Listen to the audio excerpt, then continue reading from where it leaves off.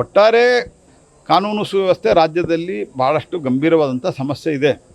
ಸರ್ಕಾರ ಯಾಕಂದರೆ ಪೊಲೀಸ್ ಟ್ರಾನ್ಸ್ಫರ್ದಲ್ಲಿ ಭಯಂಕರ ಪ್ರಮಾಣದಲ್ಲಿ ಭ್ರಷ್ಟಾಚಾರ, ದುಡ್ಡು, ಕಾಸು ಎಲ್ಲ ಇರೋದರಿಂದ ಇದು ಸಹಜವಾಗಿ ಆಗಿದೆ.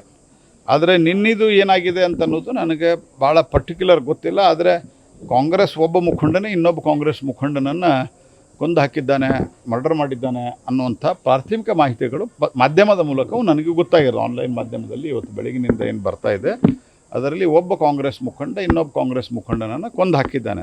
ಕಾಂಗ್ರೆಸ್ದ ಮುಖಂಡನಿಗೆ ರಕ್ಷಣೆ ಇಲ್ಲ ಅನ್ನುವಂಥ ಸ್ಥಿತಿ ಬಂದರೆ ಯಾವ ರೀತಿ ಕಾನೂನು ಸುವ್ಯವಸ್ಥೆ ಇದೆ ಅನ್ನೋದನ್ನು ಭಾಳ ಗಂಭೀರವಾಗಿ ಇಲ್ಲಿ ಪರಿಗಣಿಸಬೇಕಾಗುತ್ತೆ. ಇದು ವ್ಯವಸ್ಥಿತವಾದಂಥ ಜಾಲ ಇದೆ ಅನ್ನುವಂಥದ್ದು ಎಲ್ಲ ಕಡೆ ಭಾಳಷ್ಟು ಕಡೆ ಇದು ನಡೀತಾ ಇದೆ. ಇಡೀ ದೇಶದಲ್ಲಿಯೂ ನಡೀತಾ ಇದೆ.